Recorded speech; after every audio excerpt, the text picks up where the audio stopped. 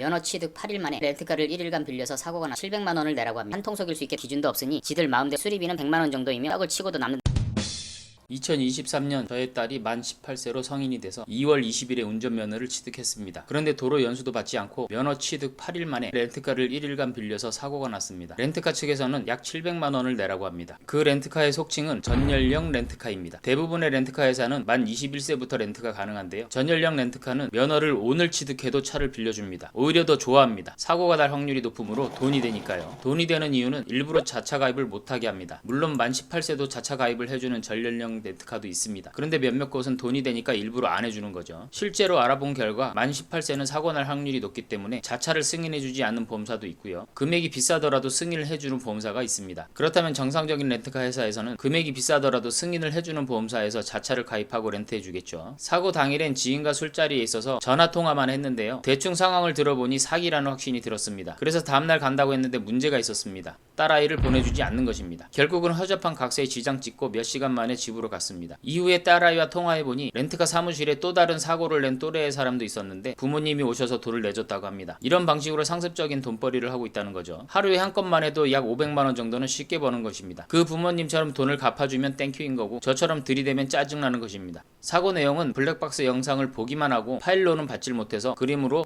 설명드리겠습니다. 저의 딸이 2차선에서 유턴을 시도합니다. 그때 좌회전 겸 유턴 차선인 1차선에 차가 들어오면서 렌트카의 운전석 쪽 문 2개와 충돌하면서 극듯이 밀려 렌트카는 자연스레 유턴이 됐습니다. 렌트카 빌리고 1km도 못 타보고 일어난 사고입니다. 그런데 렌트카 대표라는 사람을 만나보고 드는 합리적 의심은 1차선에서 온 차량의 운전자도 한 통 속일 수 있겠다는 것이죠. 1차선은 좌회전 겸 유턴 차선인데 딸아이의 말로는 속도가 꽤 빨랐다는 것입니다. 그 차량의 운전자는 30대로 보이는 여성이었다고 합니다. 의심을 피하기 위해서 일부러 여성 운전자로 했을 수도 있겠다는 의심이 드는데 이 부분은 어디까지나 저의 추측성 의심일 뿐이고요. 지금부터 렌트카 측에서 제시한 내역에 대해 말씀드리겠습니다. 지금 보시는 것은 렌트카 대표라는 자가 항목도 안 쓰고 대충 끄적인 것에 제가 항목을 붙여 쓴 것이고요. 이렇게 정리해서 항목마다 해당 대항 내용을 잘라 붙였는데요. 잘 안 보이니 읽어드리겠습니다. 가장 먼저 수리비 부분입니다. 모든 차량은 종합보험 중 대인 대물이 가입되어 있으며 자기 차량 손해보험과 자손은 가입되어 있지 않습니다. 자손, 즉 자기 신체 손해보험은 없다고 합니다. 차뿐만 아니라 고객이 다치거나 죽어도 상관이 없다는 내용이죠. 말은 종합보험인데 실질적으로 책임보험만 되어 있는 겁니다. 인륜이란 것은 개나 줘버린 사람들입니다. 다음 내용은 자기 차량 손해보험은 당사에서 제공하는 수리비용 지원 서비스로 대체 가입 가능합니다. 라고 쓰여 있으며 2만 원을 더 받았다고 합니다. 그 2만 원으로 어느 정도 보상을 하겠다고 하는 기준도 없으니 지들 마음대로 할 수 있는 것입니다. 그래서 수리비는 약 480만 원이 나왔으며 좀 전에 말씀드린 수리비용 지원 서비스 2만 원으로 200만 원을 지원해 주는데 50만 원의 자기 부담금이 또 있다고 합니다. 결국 150만 원 제에서 수리비 개는 약 330만 원입니다. 수리비도 전혀 인정할 수 없는데요. 흐름이 끊기니까 잠시 후 말씀드리도록 하고요. 다음은 휴차비입니다. 운유 보상료는 24시간 기준 1일 13만 7,200원을 수리기간 동안 배상합니다. 수리기간이 10일이니까 137만 2천 원을 내라고 했는데요. 공업사 운영하는 지인에게 물어보니 수리비는 100만 원 정도이며 수리기간은 3일이면 떡을 치고도 남는다고 합니다. 그리고 계약서의 공업사 주소를 보시면 경기도 김포시 고천읍 아라까지만 보이죠. 여기가 김포시에 있는 중고차 매매 단지입니다. 중고차를 구입해 보신 경험이 있다면 중고차 매매 단지에 있는 공업사에 딜러나 관계자가 가면 매우 싼 금액으로 거래할 수 있는 것을 알 수 있습니다. 오래돼서 정확히 기억은 안 나지만 엔진오일 갈아주고 15,000원 아니면 2만 원을 주는 것을 봤습니다. 그래서 엄청 싸네요 라고 했더니 공업사 갈 일 있으면 전화라고 하더라고요. 본인 통해서 하면 반값도 안 되게 할 수 있다고요. 나중에 실제로 전화했더니 안 받았습니다.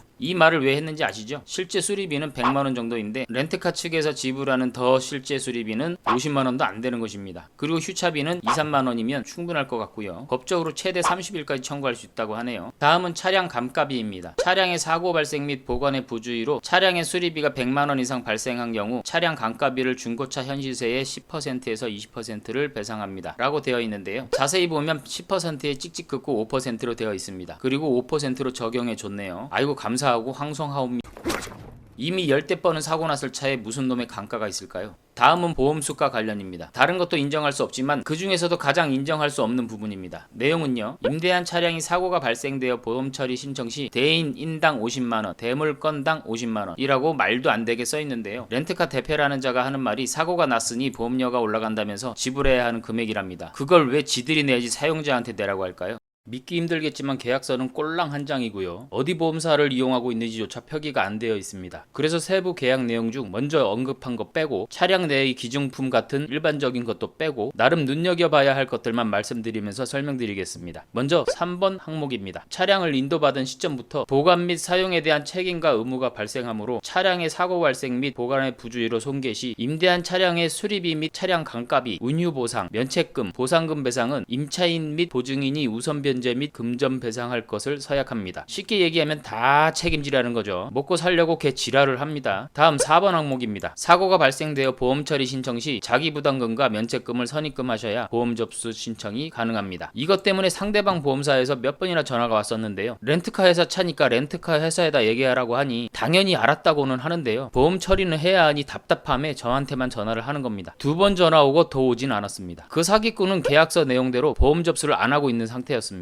다음 7번과 8번 항목입니다. 차량 손괴 시 차량 수리는 임대인 즉 렌트카의 지정 정비사업소 또는 제조사 AS센터에서만 가능하며 임의 수리 및 다른 곳에서 수리 시에는 계약 위반으로 인한 면책금 100만원이 추가 발생됩니다. 아까 말씀드린 김포의 매매센터 내에 있는 지들이 짜고 처먹는 공업사에서만 수리할 수 있도록 쉴드를 쳐놓은 거죠. 제조사 AS센터는 말이 많이 길어질 수 있는데요. 짧게 말씀드리면 모든 부품과 공임이 정품은 많이 비쌉니다. 그리고 그 전에 발생한 사고에서의 고장까지도 제조사 AS센터에서 싹 고치려는 의도라고 보시면 되고요. 그 제조사 AS센터도 어디로 가라고 지정을 해줄 겁니다. 아마 지들이 섭외한 곳이겠죠. 다음 14번 항목입니다. 위 사항의 모든 청구 금액은 부가세가 별도이며 이후 생략하겠습니다. 이 말은 일단 총 금액의 10%를 더 받겠다는 것인데요. 실질적인 의도는 부가세를 빼줄 테니 대신 송금하지 말고 현금으로 찾아오라고 유도하는 것입니다. 나중에 경찰 조사 등을 대비해 자료를 남기지 않으려는 의도이죠. 아마 가족 명의의 계좌로 한 해에 최소 1억 원씩은 벌고 있을 것입니다. 그리고 지갑에는 가족 명의 계좌에 현금 카드가 있겠죠. 만약 정당하게 다 내야 할 돈이라면 다음날 찾아갈 필요도 없이 바로 송금해 줬을 것입니다. 부가가치세도 내고 세금계산서도 받고요. 그런데 전화 한 통화만으로도 사기꾼이라는 확신이 들어서 사고 다음날부터 하루 반 동안 교통사고 전문 변호사와 상담하고 유튜브나 인터넷을 뒤져서 나름 공부하고 조금이라도 관련 있는 지인들에게 물어봤는데요. 교통사고 전문 변호사는 돈 주지 말고 그쪽에서 민사소송 걸면 그 전에 자료 최대한 수집해서 정리하고 변론하면 법적으로 인정되는 것이 수리비와 휴차비 뿐이니 금액이 많이 줄어들 거라 해서 그렇게 처리할 생각입니다. 그리고 유튜브를 찾아보니 한문철 TV에 이런 영상이 있는데요. 수리비 감정이라는 게 있더라고요. 수리비 견적서를 받고 나는 이 수리비에 대해 너무 과다하다고 생각한다 하면 견적서를 저에게 준 렌트카 측은 그에 대한 증명을 해야 되는데요. 그것이 바로 수리비 감정입니다. 비용이 무려 300만 원이라고 하는데요. 렌트카 측에서 부담을 해야 합니다. 그걸 법정에서 변론할 때 판사님께 말씀드리면 렌트카 측에서는 의무적으로 해야 한다고 합니다. 그러면 렌트카 측에선 판결 금액과 수리비 감정 비용을 조율해서 감정을 하지 않는 조건으로 얼마만 받겠다고 하겠죠. 그러면 판사님이 렌트카 측에서 제시한 금액이면 수긍하겠냐고 물어보겠죠. 그러면 본인이 생각했던 금액에 따라 결정하면 될 것 같습니다. 아니면 판결 후에 서로 조율해서 약속한 금액을 지불하면 언제까지 소송을 취하하겠다는 각서를 받고 서로 지장을 찍습니다. 주의할 점은 소송을 취하하는 일자를 언제까지로 꼭 작성하시고요. 도장 말고 지장을 찍는 게 좋습니다. 도장은 인감증명서도 확인해야 하고 복잡합니다. 설마 다른 도장으로 하겠어? 라는 아니란 생각으로 인감증명서 확인도 안 했을 경우에는 내 도장 아니니까 취하 못 해준다 라고 할 수도 있습니다. 이쯤에서 렌트카 사무실에 방문했을 때의 영상을 조금씩 보여드릴 건데요. 얼굴 안 나오게 해달라 해서 카메라를 좀 내렸더니 제 발만 나오는 부분은 이해해 주시기 바랍니다. 수리비 감정은요. 예. 300만 원 들어가시는데 그거 예. 주시면 제가 감정해볼게요. 그걸 왜 제가 줘요?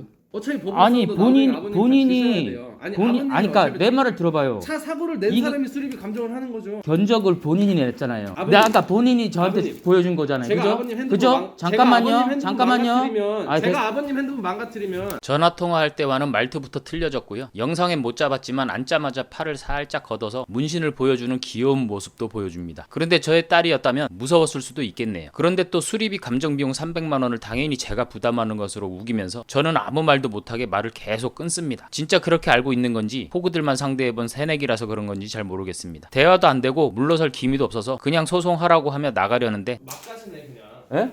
막 가셔. 어디 생활하세요? 양아치로 보여요? 여기요. 예. 법적으로 가실 거면 와서 좋게 말씀을 주셔야지. 아니 나도 아니. 원래 법적으로 가려고 온 건 아니잖아요. 근데 말이 안 통하니까. 말이 안 통하는 게 아니라 예. 난 이게 다 수긍이 안 돼요. 그러면 똥은 아버님 따님이 다 써놓고 알아서들 닦으세요. 난 모르겠으니까 지금 제가 듣기로는 이렇게밖에 안 들려요. 이미 저한테 씨발 못 간다니까라는 언행을 하셨는데 내가 네. 그렇게 들릴 수밖에 없지 않겠어요? 아까 뭘 그거는 모르는데 씨발하고 나서 내가 바로 사과했잖아요. 진정할 테니까 예. 들어오셔서 아니 됐어요. 그냥 그러니까 마시고 가세요. 아니 뭐 제가 얘기만 지금- 하면 이렇게 끊는데 아니, 제가 뭘 그러니까 얘기를 해요. 진정할 감정서 떼주면 되잖아요. 감정서 떼는 거는 돈이 예. 들어간다니까요, 어머니. 그 그러니까 돈은 그거를 300만 원이라고 본인이 내셔야죠 말씀드렸잖아요. 당연히. 그러니까 내 얘기 들어보시라고. 예, 그냥 소송하세요. 아니 우리 차 폐차 만들어 놓고 뭘 소송을 하냐고. 반말하고 그러세요. 내가 언제 반말을 했어요?